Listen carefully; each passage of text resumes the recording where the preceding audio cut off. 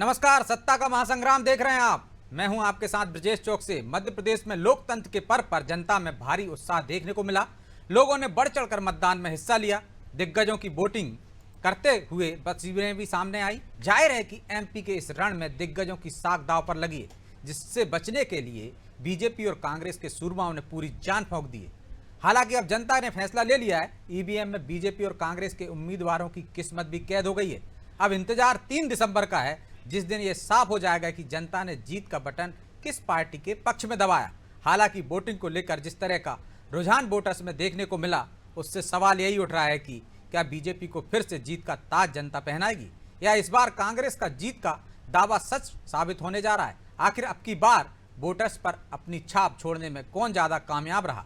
आज इन्हीं सवालों को लेकर चर्चा करेंगे, और चर्चा के लिए हमारे साथ जुड़ गए हैं आशीष तिवारी, नेता हैं बीजेपी के, अमित तांबरे, प्रवक्ता हैं कांग्रेस से, और परमिंदर कौर, नेता हैं आपसे, अशोक शुक्ला, वरिष्ठ पत्रकार। आप चारों मेहमानों का बहुत बहुत स्वागत है। शुक्ला जी, शुरुआत आपसे करते हैं। एक दिलचस्प आंकड़ा है मेरे पास। 2003 में 2% वोटिंग बढ़ी और दिग्विजय सिंह की सरकार सत्ता से बाहर हो गई, बीजेपी की सरकार आई। 2008 में भी 2% बढ़ोतरी हुई, बीजेपी बरकरार रही। 2013 में 2% की बढ़ोतरी हुई, बीजेपी बरकरार रही। और 2018 में 2% वोटिंग कम हुई और बीजेपी सत्ता से बाहर हो गई। इस बार जिस तरह से वोटिंग प्रतिशत सामने आ रहा है, इसको आप किस तरह से देखते हैं? 3 बजे तक का रुझान था उसका 50 और मुझे लगता है कि शायद ये 70-72% के आसपास जो है वोट का प्रतिशत जाएगा। जो अभी आंकड़े आप बता रहे थे कि जब भी मतदान का प्रतिशत बढ़ा, उसका फायदा कहीं भारतीय जनता पार्टी को मिला है, और अगर मतदान का प्रतिशत घटता है तो हम निश्चित तौर पर ये कह सकते हैं कि रूलिंग पार्टी के लिए ये अच्छा संकेत नहीं है। कहीं एंटी इनकम्बेंसी होती, जिसके चलते मतदाता में जो है एक निराशा होती है और वो मतदान करने के लिए बाहर नहीं निकलता है, तो हो सकता है कि इससे थोड़ा सा बीजेपी को नुकसान हो। लेकिन अगर आप पिछले 2018 का आप इलेक्शन देखें तो बीजेपी जो थी वो कांग्रेस के मुकाबले लगभग, मुझे लगता है कि शायद 1% वोट उसको ज्यादा मिला था, लेकिन उसकी सीटें कम आई। अब ये देखना बड़ा दिलचस्प होगा कि इस चुनाव में अगर वोट का प्रतिशत घटता है तो उसका किस तरह से फायदा जो है कांग्रेस को मिलता है और किस तरह से नुकसान उसमें बीजेपी को होता है। फिलहाल तो अभी ये सब चीजें जो है ईवीएम में कैद हैं और मुझे लगता है कि अंतिम आंकड़े भी नहीं आए हैं, तो अभी थोड़ा जल्दबाजी होगी ये कहना कि वोट का प्रतिशत कहां। चलिए, आपने अंतिम आंकड़ों की बात की है तो 5 बजे तक का अपडेट हमारे पास आ गया है। 5 बजे तक मध्य प्रदेश में 71.11% तक मतदान हो चुका है। शायद इस बार रिकॉर्ड सारे टूट जाएंगे। 3 बजे तक 60% हुआ था और 5 बजे तक ये बढ़कर 70% से ऊपर हो गए, 71.11% तक पहुंच चुका है।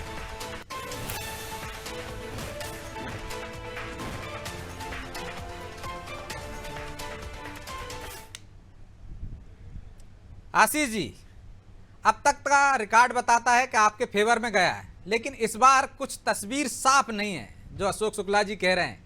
3 दिसंबर को पता चलेगा। लेकिन जिस तरह से आपने कहा था और दावे किए थे कि 51% तक टारगेट पर लेकर जाएंगे, क्या ये बढ़ोतरी आपके फेवर में है या विरोध में?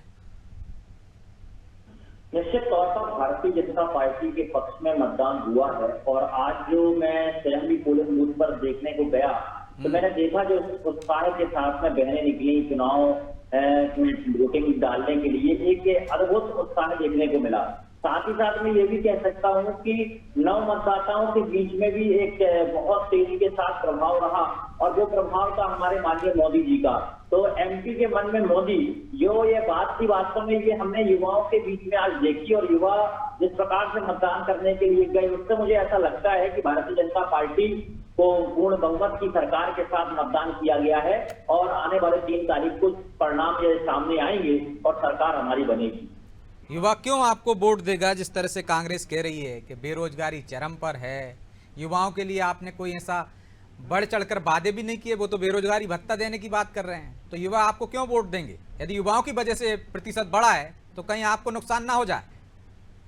देखिए, युवा भारतीय जनता पार्टी को इसलिए वोट करेगा क्योंकि युवाओं को याद है कि 2018 में जब कांग्रेस चुनाव में आई थी तो उसमें उस समय भी उन्होंने बेरोजगारी भत्ता देने की बात कही थी और उस समय उन्होंने बेरोजगारी भत्ता नहीं दिया था 15 महीने की सरकार के दौरान। तो ये बात स्पष्ट हो गई है कि कांग्रेस अपने वचन पत्र में जो बातें कहती है वो करती नहीं है।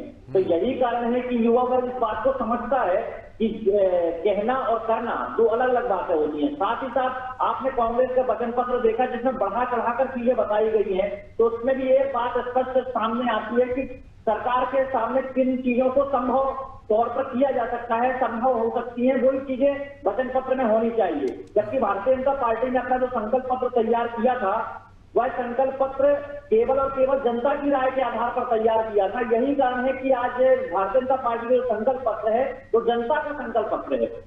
ठीक है अमित जी, जो वोट प्रतिशत बढ़ रहा है बीजेपी का दावा है उसके पक्ष में गया है क्योंकि नव मतदाता उसके फेवर में वोट कर रहे हैं। आपने जो वचन पत्र में पिछली बार वादा किए था वो पूरा नहीं किया बेरोजगारी भत्ते का, और अब बढ़ चढ़कर आपने वादे किए हैं और आपके वादों पर उसे भरोसा नहीं है। देखिए, भरोसे की एक बहुत अच्छी बात आपने करी है।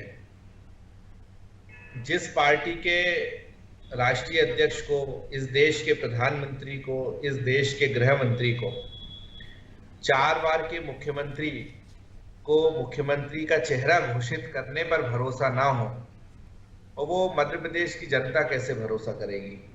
तो भारतीय जनता पार्टी को पहले अपना घर देखना चाहिए।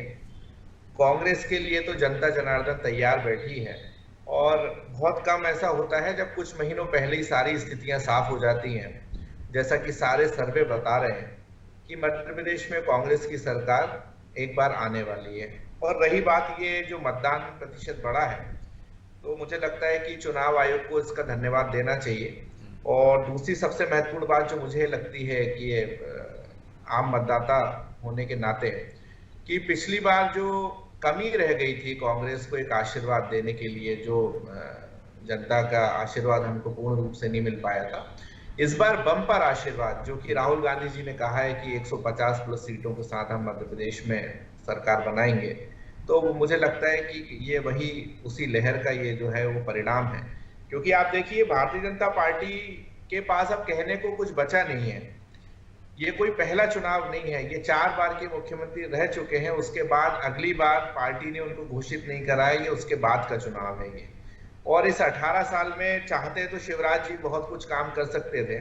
मध्य प्रदेश की जनता ने उनको 4 बार अपना आशीर्वाद दिया, लेकिन इस बार जो 22 लाख नए मतदाता आए हैं, हमारे युवा मतदाता, हर एक मतदाता का यही कहना है कि हमको यहाँ पर नौकरी चाहिए। हम पढ़ते हैं, लिखते हैं, अपने माँ बाप के पैसे लगाते हैं, प्राइवेट कॉलेजेस में, यूनिवर्सिटी में पूरा पैसा देकर डिग्री हासिल करते हैं, और जब यूनिवर्सिटी के गेट के बाहर हम निकलते हैं तो ना हमको भोपाल में कोई नौकरी मिलती है, ना इंदौर में मिलती है, ना जबलपुर में मिलती है, ना ग्वालियर में मिलती है। बूढ़े माँ बाप की आंखों में आंसू देकर हमको मध्य प्रदेश के बाहर जाना पड़ता है। तो ये एक बहुत बड़ा मुद्दा है। और हम और भी यदि मुद्दों की बात करें तो महिला अपराध में मध्य प्रदेश नंबर 1 है। सीधा आपका ये कहना है कि बम्पर वोटिंग हुई है वो कांग्रेस के पक्ष में जा रही है तिवारी जी, क्योंकि भरोसे की बात आपने की है। आपको अपने ही नेता पे जो पिछले 20 साल से चेहरा थे मध्य प्रदेश के, उन पर भरोसा नहीं था। मतदाताओं ने इसलिए बम्पर वोटिंग की है क्योंकि आप उनकी सरकार को फिर से न गिरा सके, खरीद फरोख्त न कर सके। इस बार इसलिए ये बम्पर वोटिंग हुई है, कांग्रेस के पक्ष में जा रही है, उनका दावा है। छोटा सा जवाब दीजिए, फिर मैं परमंदिर जी के पास जाऊंगा। आपकी आवाज नहीं आ रही आशीष जी। आशीष जी, आपकी आवाज नहीं आ रही आशीष जी। ऑडियो आपका बंद है आपकी तरफ से, देखिए, चेक कीजिए पहले। ठीक है, कुछ तकनीकी खामी है, हम लौट रहे हैं आपके पास। परमिंदर जी, मुकाबला तो देखा जा रहा है कि बीजेपी और कांग्रेस के बीच में ही है, लेकिन ऐसा माना जा रहा था पहली बार कि आम आदमी पार्टी जिस तरह पंजाब में पहुंच गई, जिस तरह गुजरात में उसने पैर पसारे, मध्य प्रदेश में भी कुछ कमाल दिखाएगी, लेकिन वैसे आसार दिख नहीं रहे हैं। या ये वोट प्रतिशत बढ़ा है, इसको आप क्या अपने लिए देखती हैं?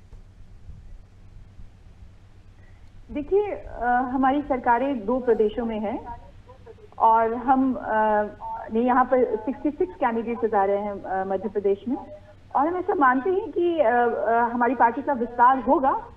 Slow and steady wins the race. तो आप इंतजार कीजिए, जनता भी विकल्प के इंतजार में है।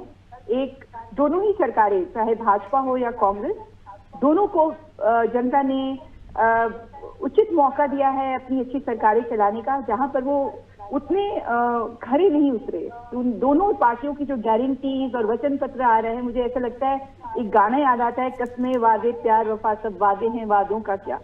इनके पास, दोनों के पास समय था। भाजपा के पास तो 18 साल का समय था, अभी उन्हीं की सरकार थी, करके दिखा देते। जो उन्होंने गारंटीज दी है उनको खुद ही पूरा कर देते 18 साल में, तो इतनी लंबी चौड़ी उनको गारंटीज दोबारा देने की जरूरत न पड़ती। तो मेरा ऐसा मानना है कि जनता के दिमाग में, दिल में एक आक्रोश है, एक बदलाव की लहर है, और जो सत्ता पक्ष था उसके खिलाफ परिवर्तन की एक लहर है। और 3 तारीख को ये क्लियर हो जाएगा कि जनता ऊंट किस करवट बैठता है और जनता किसको जिताती है। लेकिन परमिंदर जी, जिस तरह से जमीनी स्तर पर मैदान में आपको लड़ते देखना चाहिए था, वैसी लड़ाई दिखी नहीं है। कुछ सीटों तक आप सिमट कर रह गए, या कुछ सीटों पर ही आपने फोकस किया। यानी आप खुद जानते थे कि बाकी मध्य प्रदेश में आपके लिए राह आसान नहीं है, कुछ सीटों पर आप कुछ खेल कर सकते हैं या अपने समर्थकों को जिता सकते हैं, अपने उम्मीदवारों को, वहीं तक सीमित रहे। आपके बड़े नेताओं के दौरे भी। अब देखिए, हर पार्टी की कुछ रणनीति रहती है, अपनी सेंट्रल लीडरशिप है, उनकी कुछ सोच रही होगी, इस पर मैं ज्यादा कमेंट नहीं करना चाहूंगी। पर ये बात है कि जहां भी खड़े हैं पूरी अच्छी फाइट दे रहे हैं कांग्रेस और बीजेपी को, और संघर्ष को त्रिकोणीय किया हमने, और आने वाले समय में और भी स्ट्रेंथ के साथ हम आपको जमीन पर दिखाई देंगे। ठीक है तिवारी जी, सुन पा रहे हैं आप मुझे? जी, अपनी बात पूरी कर सकते हैं आप, जो सवाल उठाए थे आप कहें तो दोहरा दूं। देखिए, जहां हमारे कांग्रेस के मित्र एक और बात कर रहे थे कि भारतीय जनता पार्टी की चिंता कर रहे थे, तो मैं उन्हें बताना चाहता हूं, शिवराज सिंह चौहान जी भारतीय जनता पार्टी के एक कर्मठ कार्यकर्ता हैं, और उनकी भूमिका संगठन तय करेगा कि उन्हें क्या आगे उनका क्या होगा। साथ ही साथ मैं ये भी बताना चाहता हूं कि भारतीय जनता पार्टी में हर कार्यकर्ता का एक अपनी भूमिका तय होती है और जिसे संगठन तय करता है, तो इसमें कांग्रेस को हस्तक्षेप करने की आवश्यकता नहीं है। रही बात हमारे शीर्ष नेतृत्व की, तो शीर्ष नेतृत्व का विश्वास शिवराज जी के ऊपर है, मध्य प्रदेश के संगठन के ऊपर है, भारतीय जनता पार्टी के बूथ के कार्यकर्ता के ऊपर है, और यही कारण है कि आज मध्य प्रदेश का संगठन बूथ आधारित संगठन है, और हमारा संगठन इतना मजबूत है कि हम। लेकिन वो तो कह रहे हैं बम्पर वोटिंग इसलिए हो रही है कि आप कोई खेला ना कर पाए इस बार। 6 बजे तक वोटिंग होनी है। मैं इस बात का विश्वास के साथ कह सकता हूँ कि मध्य प्रदेश में केवल और केवल भारतीय जनता पार्टी की सरकार बनेगी। वो तो कह रहे हैं कि इस बार बम्पर वोटिंग इसलिए हो रही है कि इतना बहुमत देंगे कांग्रेस को कि आप कोई खेला ना कर पाए। देखिए, कांग्रेस को वोट क्यों देगी जनता? कांग्रेस ने ऐसा क्या किया है? कांग्रेस का तो इतिहास भी याद दिलाने की आवश्यकता नहीं है। मैं ये कह सकता हूं कि आज नव युवा जानते हैं कि कांग्रेस का इतिहास कैसा था। जब मैं ये कह सकता हूं, जो आज 18 वर्ष के नए युवा मतदाता हुए हैं, जब वह पैदा नहीं हुए थे उस समय से स्थितियां क्या रही हैं, तो उन्होंने सुना है कि मध्य प्रदेश में जब शिवराज सिंह चौहान जी की सरकार के पहले, जब दिग्विजय सिंह जी की सरकार हुआ करती थी, तो लाइट नहीं होती थी, सड़क नहीं होती थी, बिजली और पानी की समस्या होती थी। लोग गांव में 2-2, 4-4 किलोमीटर तक पानी भरने के लिए जाते थे। इन समस्याओं से जूझे हुए लोग बताते हैं अपने बच्चों को कि उन परिस्थितियों को उन्होंने झेला है, और जब शिवराज सिंह चौहान की सरकार को इन्होंने देखा है लगातार 18 वर्षों से, तो इनके ध्यान में है कि मध्य प्रदेश के अंदर लगातार विकास हुआ है और आज परिवर्तन की लहर सामने दिख रही है। ठीक है अशोक जी, इस बार हम देख रहे थे कि किस तरह से तीसरे दल, चाहे आम आदमी पार्टी हो, चाहे बसपा हो, चाहे समाजवादी पार्टी हो, ताल ठोक रहे थे। अखिलेश भी मैदान में उतरे, मायावती भी मैदान में उतरी और केजरीवाल भी मैदान में उतरे। क्या आपको लगता है मध्य प्रदेश में तीसरे दल का कुछ भला होने वाला है, या रिमोट उनके हाथ में आ सकता है इस बार? देखिए, अगर शंकु विधानसभा बनती है तो जैसे 2018 में भी आपने देखा था कि किस तरह से जो एक सीटों को लेकर मारामारी थी और किस तरह से सौदेबाजी हो रही थी, या जो हॉर्स ट्रेडिंग हो रही थी, मतलब एक व्यक्ति कितना महत्वपूर्ण हो जाता है। तो अगर तीसरे दल को आंशिक कामयाबी भी मिलती है, जैसे विभिन्न प्रदेश में कहीं कहीं ये उम्मीद दिख रही है कि हो सकता है कि बीएसपी का कोई 1-2 विधायक यहाँ पर चुनाव जीत जाए। आम आदमी पार्टी के पक्ष में तो ऐसा कोई माहौल नहीं दिख रहा, लेकिन हो सकता है कि सिंगरौली में उनकी कुछ उम्मीदें बची हों, वहाँ मेयर भी हैं। तो जब त्रिशंकु विधानसभा बने तब इन दलों की भूमिका महत्वपूर्ण हो जाएगी, और ये अपने आप को तथाकथित तौर पर खुद को किंग मेकर समझने लगते हैं या बन जाते हैं, या वो परिस्थितियां होती हैं जब ये किसी की सत्ता को बनाने बिगाड़ने का काम करते हैं। लेकिन मध्य प्रदेश की राजनीति में जो मुख्य मुकाबला है वो सीधे तौर पर त्रिकोणीय है, क्योंकि बसपा लंबे समय से यहाँ पर बनी हुई है, उसकी जमीन भी है, उसके पास में कार्यकर्ता भी हैं और कैडर वोट बैंक भी उसके पास में, अभी भी उसका वोट बैंक जो है 5 से 7% के आसपास बना हुआ है। और इस बार कहीं कहीं जो असंतुष्ट हैं, जो बीजेपी और कांग्रेस के असंतुष्ट हैं, तो वो किस तरह से वो एक नए तरह का जातीय समीकरण जो तैयार हो रहा है बसपा के साथ में, तो उससे बसपा की स्थिति जो है कहीं कहीं थोड़ा सा मजबूत दिखती है। और जाहिर है कि अगर त्रिशंकु विधानसभा बनती है, किसी एक दल को जो है मैंडेट उस तरह से नहीं मिलता है, पर्याप्त उसको बहुमत नहीं मिलता है और कहीं 2, 4, 10 विधायकों की जरूरत पड़ती है, तब ऐसे दलों का महत्व बढ़ जाता है। और फिलहाल सपा के खाते में कोई सीट जाती हुई मुझे तो नजर नहीं आ रही है, हालांकि ये थोड़ा सा जल्दबाजी होगी ये कहना। आम आदमी पार्टी के लिए भी बहुत उम्मीदें नहीं, लेकिन बसपा जो है, बसपा को कुछ सीटें मिल सकती हैं, जैसा कि हम लोग इन प्रदेश में ही देख रहे हैं। लेकिन क्या ये खेल बिगाड़ सकती है कांग्रेस का या बीजेपी का? और जिस तरह से हमने देखा है कि चुनाव के दौरान दूरियां बढ़ी हैं, तकरारें हुई, चाहे अखिलेश यादव के साथ और कमलनाथ के साथ हों, तो ये तो आगे की रणनीति के लिए नुकसानदायक साबित हो सकती है। यदि आप जैसा कह रहे हैं कि त्रिशंकु विधानसभा बनी, तो फिर किस हिसाब से, किस तरीके से आप उनसे हाथ मिला पाएंगे? देखिए, मैं अगर एक हाइपोथेटिकल प्रश्न ये है कि बीजेपी को अगर मान लीजिए 2, 4, 5 विधायकों की जरूरत पड़ेगी तो फिर उनके साथ में कौन जाएगा, और या फिर कांग्रेस को आवश्यकता पड़ती है तो कौन जाएगा। तो ये बहुत अवसरवादी स्थिति होती है जब इस तरह की जो पार्टियां होती हैं उनका कोई इस तरह का ईमान धर्म नहीं होता है। अभी पथरिया की रामबाई जी को आप देख लीजिए, 2018 में वो कभी कमलनाथ के साथ में थी और इसके बाद में 2020 में जब फिर से मध्य प्रदेश में बीजेपी की वापसी होती है तो फिर वो बीजेपी की पाले में चली जाती है। तो इन दलों की कोई निष्ठा या इनकी कोई दुश्मनी या दोस्ती जो है वो परमानेंट नहीं होती है। इनको हम ये भी कह सकते हैं कि ये मौका परस्त होते हैं और अब तो मतदाता भी ये इन चीजों को जो है समझ गया है कि अगर वो इक्का दुक्का सीटें इनको देते हैं तो उससे ये जो राजनीतिक समीकरण जो है उसको केवल ये बिगाड़ने का काम करेंगे, बनाने का काम नहीं करेंगे। और एक सवाल आपका बड़ा महत्वपूर्ण था कि सपा की जो मौजूदगी है और बसपा की जो मौजूदगी है चुनाव में, वो जातीय समीकरण को जरूर प्रभावित करती है, जैसे अपने प्रदेश में जी। तो यदि बसपा और समाजवादी पार्टी किसी का गणित बिगाड़ेंगी अमित जी, तो संभावनाएं कांग्रेस की ज़्यादा दिखती हैं, चाहे बिंद की बात करें चाहे अन्य क्षेत्रों की बात करें। तो आपको ज़्यादा नुकसान पहुंचा रहे हैं ये तीसरे दल जो मैदान में उतरे हुए हैं इस बार? ठीक, लगता है कुछ तकनीकी खामी है, उनसे संपर्क टूट गया है। तिवारी जी, तो आपके लिए तो शुभ संकेत हैं, बाकी के तीसरे दल के जो मैदान में उतरे हैं उम्मीदवार आपको फायदा पहुंचाते दिख रहे हैं? देखिए, मध्य प्रदेश के अंदर तो केवल 2 दलों के बीच में ही मुकाबला है, कांग्रेस और भारतीय जनता पार्टी के बीच में। जहां तीसरे दलों की बात हम करें तो मध्य प्रदेश में तीसरा कोई भी ऐसा दल नहीं है जिसका एक स्थायी वोट बैंक हो। और साथ ही साथ मैं ये भी कहूंगा कि मध्य प्रदेश की जो राजनीति है और भौगोलिक संरचना है, उस संरचना में स्पष्ट रूप से ये बात सामने आती है कि मध्य प्रदेश केवल और केवल कांग्रेस और भाजपा को ही लोग यहाँ पर चुनते हैं। और पिछले जो 18 वर्षों में कांग्रेस की स्थिति हुई तो उसमें कांग्रेस को कहीं ना कहीं इनके कामों के कारण, इनकी कार्य पद्धति के कारण जनता ने इनको नकारा और ये लगातार सत्ता से बाहर रहे। पिछले चुनाव में 2018 के चुनाव में जब कांग्रेस को मौका मिला, जनता ने इनको इस्तेमाल काम करने का अवसर दिया, परंतु उस समय भी एक बात ध्यान रखने वाली बात थी कि हम अंकगणित में जरूर पीछे हो गए थे, परंतु जब वोट बैंक की बात आती है तो वोट बैंक हमारा इनसे ज्यादा था। मतलब वोट प्रतिशत जब हम देखते हैं तो कांग्रेस से ज्यादा वोट हमें प्राप्त हुए थे, परंतु अंकगणित में हम पीछे हो गए थे। हमारे कुछ प्रत्याशी 500 वोट से, कभी कुछ 1000-1200 वोट से, मतलब 1500 के अंदर के प्रत्याशी हारने वालों की संख्या ज्यादा थी। तो यही कारण था कि हम सत्ता से बाहर हो गए थे। परंतु 15 महीने इनको जब मौका मिला तो इनका दायित्व था लोकतंत्र में होने के कारण कि ये जनता की सेवा करें, जनता का काम करें, परंतु ये 15 महीने के दौरान अपने कामों को नहीं कर पाए। चाहे वह डीजल पेट्रोल की छूट की बात हो तो इनने जहां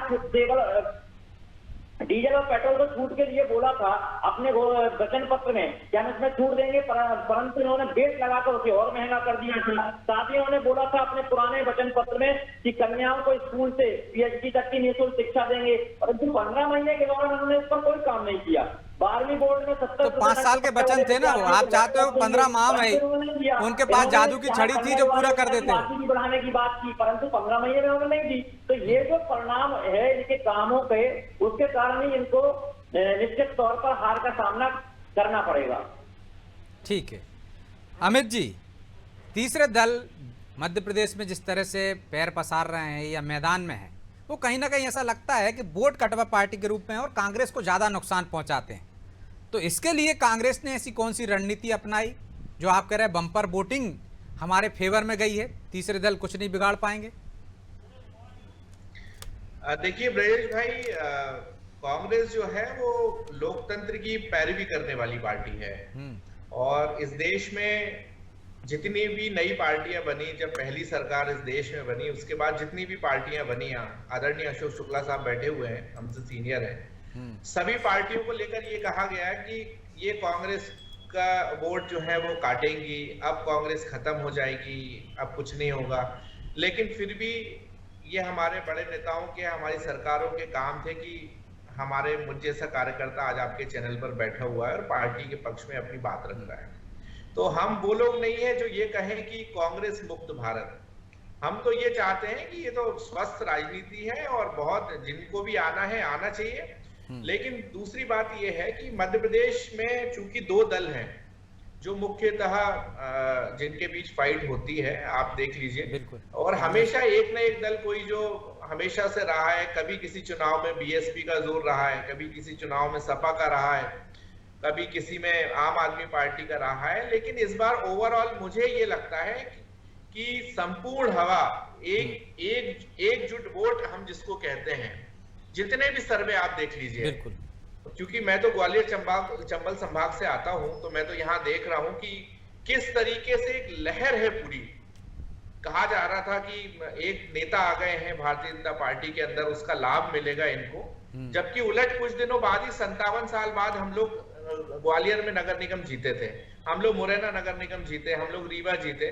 तो ये एक मन बना लिया है मतदाता ने कि इस बार जो है वो कमलनाथ जी को मौका देना है, 5 साल की सरकार चला। तो मन तो बना चुका है मतदाता और उसने अपने मतदान का उपयोग भी कर लिया। बहरहाल समय की बाध्यता है, इसलिए चर्चा को यहीं विराम देना होगा।